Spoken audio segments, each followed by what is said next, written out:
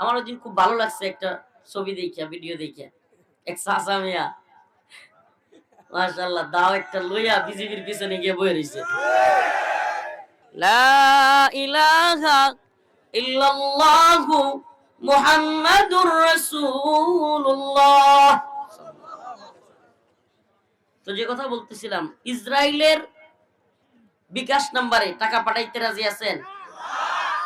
হিন্দুত্ববাদী ভারতের বিকাশ নাম্বারে টাকা পাঠাইতে রাজি আছেন?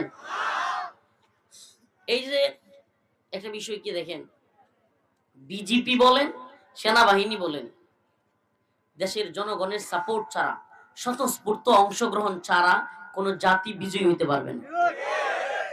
আমার ওই দিন খুব ভালো লাগছে একটা ছবি দেখিয়া, ভিডিও দেখিয়া। এক চাচা মিয়া মাশাআল্লাহ দাও একটা লইয়া বিজেপির পিছনে গিয়ে বয়ে রইছে। এই চেতনাটা দরকার। শুধু রাষ্ট্রীয় বাহিনীতে যারা থাকবে তারাই শুধুমাত্র বিপদে বা দুর্দিনে সীমান্তে যাবে, তারাই পাহারা দিবে, বিষয়টা এমন নয়। বরং রাষ্ট্রীয় বাহিনীর মধ্যেও অনেকে গাদ্দারি করতে পারে, অসম্ভব না। অনেকে গাদ্দারি করতে পারে, কিন্তু আপনার আমার দিন ঈমান ভূখণ্ড রক্ষা করার দায়িত্ব আমার, আপনার, আমাদের সবার। আস্তে আস্তে আবার কারেন্ট চলে আসছে।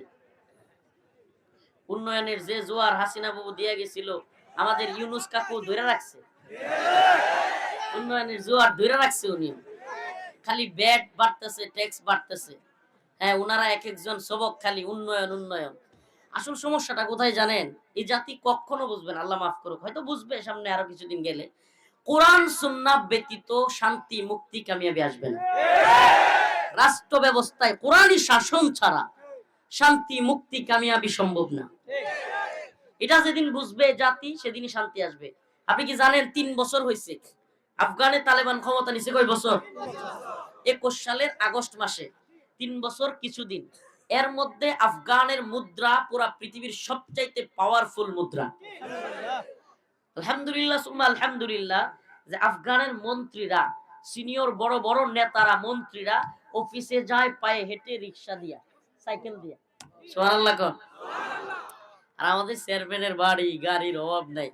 চেয়ারম্যানের বউয়ের এক গাড়ি, চেয়ারম্যানের মাইয়ার এক গাড়ি, বাচ্চার এক গাড়ি। অভাব আছে? কোন অভাব আছে? এগুলো কি লেগা চুরি করতে পারে জানেন? আস-সারিকু ওয়াস-সারিকাতু ফাকতাউ আইদিয়াহুমা। আল্লাহ পাকের ওই বিধান যে চোর এবং চুন্নি, আল্লাহ চোরের কথাও কইছে, সুন্নির কথাও কইছে। তাহলে ক্ষমতায় বয়ে বয়ে যে সুন্নিও থাকবো কিছু, সুন্নিরারও আল্লাহ কইছে হাত কেটে দেওয়ার কথা। চুন্নিদেরও সাজা কি? আস-সারিকু ওয়াস-সারিকাতু। উলামায়ে কেরাম এখানে আছে, চোর এবং সুন্নি। ফাকতাউ আইদিয়াহুমা, উভয়ে চুরি করলে শাস্তি হলো আইদিয়াহুমা, তাদের হাত কেটে দাও। তাদের কি কেটে দাও? চেয়ারম্যান চুরি করলেও হাত কাটা, উপজেলা চেয়ারম্যান চুরি করলেও হাত কাটা, চোর যদি এমপি হয় হাত কাটা, চোর প্রধানমন্ত্রী হইলেও। একবার যদি হাত কাটার এই বিধান বড় কোন নেতা মন্ত্রীর হাত কেটে দেওয়া হইতো, সুবহানাল্লাহ, প্রকাশ্যে, আরো কোন মন্ত্রী চোরের চিন্তাও করতো? সুবহানাল্লাহ। এটা কোরআনী বিধান। কোরআনী বিধানগুলো অনেক সুন্দর। আর দুনিয়াবি বিধানের অবস্থা কি? আমি কারাগারে ছিলাম, আমার পাশের রুমে এক চোর ছিল। পাশের রুমে খালি চিল্লাইতো, এই বিড়ি দে, বিড়ি দে। আরে আর চিল্লানিতে ঘুমাইতে পারতাম না। রাতে 2টা, এই কারারক্ষীরা, এই এরা থামান, ঘুমানো যাইতেছে না। আসতো কারারক্ষী, চিল্লাইয়া কতক্ষণ, বিড়ি 2টা দিত, শেষ। কিছুদিন পর সে অসুস্থ হয়ে গেছে, নাম বলতে চাচ্ছি না, ও যদি শুনে কষ্ট পাবে। আমাদের বয়ানগুলো অনেক সময় কারাগারেও যায়, মেমোরির মাধ্যমে। কারাগারেও এলইডির ব্যবস্থা আছে, তো মেমোরির মাধ্যমে অনেক বয়ান ভিতরে শুনে আমরা দেখছি। যদি ওর কাছে যায়, নাম বললে এটা কেমন দেখা যায়, নাম বললাম না। তো অসুস্থ হয়েছে, ওরা নিয়ে গেছে হসপিটালে, বুঝছেন। এখন হঠাৎ করে চিল্লা চিল্লি বাইরে, রুমের ভিতরে আমি তো আটকা। কিরে কি হইছে এত চিল্লা চিল্লি কে? কারারক্ষীদের প্রধান সেও আসছে, সুবেদার বলে, কারারক্ষীদের প্রধান রে কয় সুবেদার। সুবেদার সাহেব আসছে, সবাই কিরে চিল্লা চিল্লি, চিৎকার চেঁচামেচি, কাহিনী কি? শুনলাম যে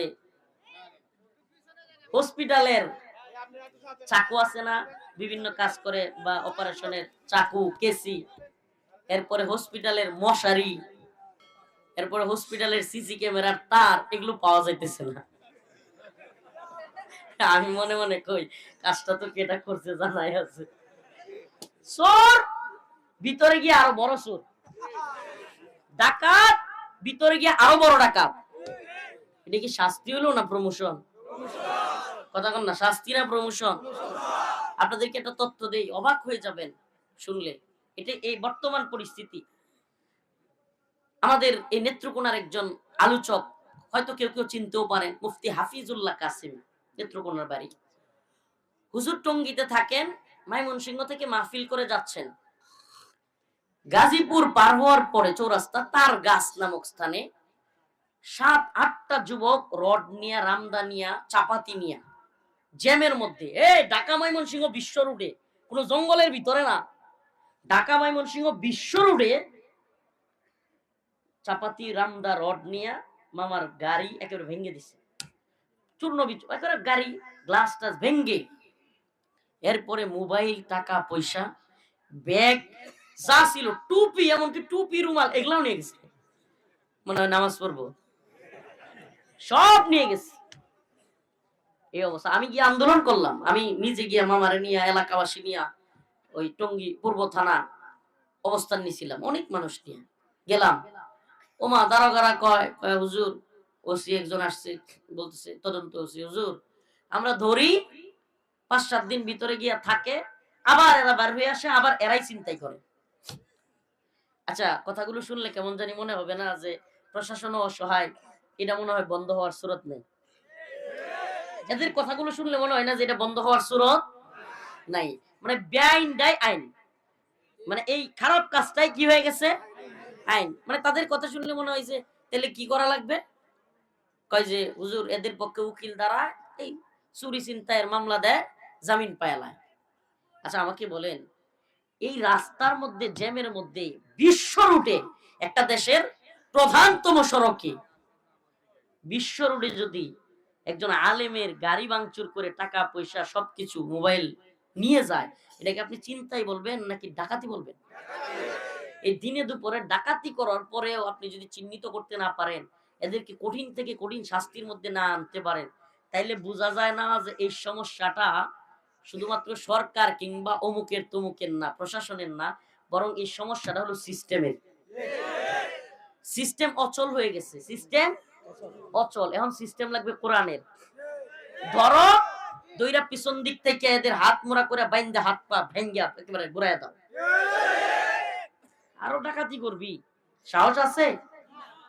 উল্টা দিক থেকে হাত পা কেটে দিলে সাহস আছে আরো ডাকাতির? এখন এই আইনটা তো হবে না। এই যে বললাম না, ভিতরে গিয়ে আরো কি করবে, চুরি করবে। আপনারা ভিতরে গেছেন কিনা কেউ? ভিতরে ইয়াবা পাওয়া যায়, এই যে এটা সব পাওয়া যায়,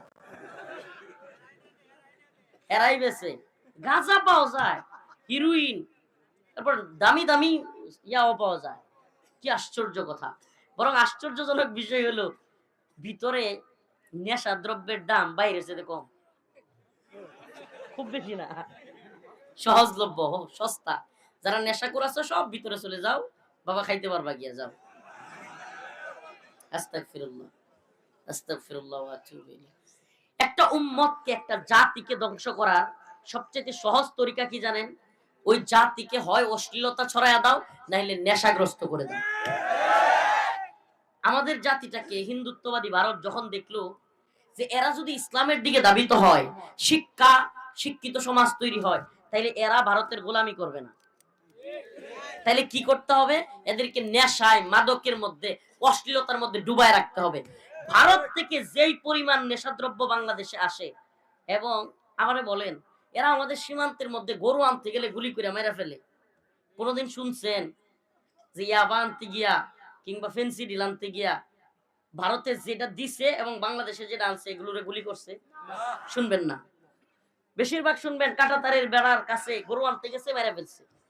কিন্তু ওই যে মাদক যেটা চালান করে, ওইটারে বিএসএফ গুলি করতে দেখবেন না। কারণ উভয় সীমান্তেই টাকা পয়সা আদান প্রদান হয়, তারপরে এরা নেশাগুলো নিয়ে আসে। প্রিয় ভাইরা আমার, বন্ধুগণ আমার, এই জন্য বললাম আল্লাহর সাথে এটা ব্যবসা। মনে আছে আলোচনা? আল্লাহর সাথে একটা ব্যবসা। ইন্নাল্লাহা ইশতারা মিনাল আমার কিছু কোয়েন না বাবা, আমি কথা বলতে ইচ্ছুক, কিন্তু সত্যি কথা বলি, এখনো যে বৈশা আছি কথা বলতেছি, এটা এই মানুষগুলো আসছে আশাবাদী হইয়া, এই জন্য সত্যি কথা। আপনি এনে যদি বসানো হয় আপনি বুঝবেন এটাতে কি পরিমাণ আলোচনার প্রস্তুত।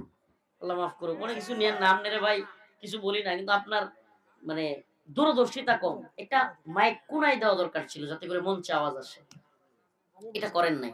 যাক, ভুল হয়েছে, আর ভুল করিয়েন না। এখন আমি আসলে অন্যান্যদের মতো চিৎকার চেঁচামেচি করে আপনার দলে লাভটা কি নিয়তে করব। ভাইরাল বক্তা দেখতে আসলে এই নিয়ত করলে তো এমন সাউন্ড সিস্টেম পাওয়াই যাবে। যদি নিয়ত সহি থাকে যে আমি হুজুরের কথাগুলো শুনবো এবং আমল করব, তাইলে এরকম হওয়ার কথা ছিল না। আমলের সমস্যা, কি বলে, নিয়তের সমস্যা আছে আমার মনে হয়। আল্লাহ আমাদেরকে মাফ করুক, বলেন আমিন। আরো জোরে বলেন আমিন। ইন্নাল্লাহা ইশতারা মিনাল মুমিনিনা আনফুসাহুম ওয়া আমওয়ালাহুম বিআন্না লাহুমুল জান্নাহ يقاتلون في سبيل الله فيقتلون ويقتلون الله رب العالمين বলেন إن الله اشترى من المؤمنين أنفسهم وأموالهم بأن لهم الجنة ও ঈমানদার, আল্লাহর সাথে মুমিনের একটা ব্যবসার কথা আল্লাহ পাক এই আয়াতে কারিমার মধ্যে বলেন। ও মুসলমান ঈমানদার, এই ব্যবসার মধ্যে ক্রেতা হলেন আল্লাহ। ক্রেতা কে? চিৎকার করে বলেন মানিল্লাযী ইশতারা। ক্রেতা কে? মানিল্লাযী ইশতারা। ক্রেতা কে?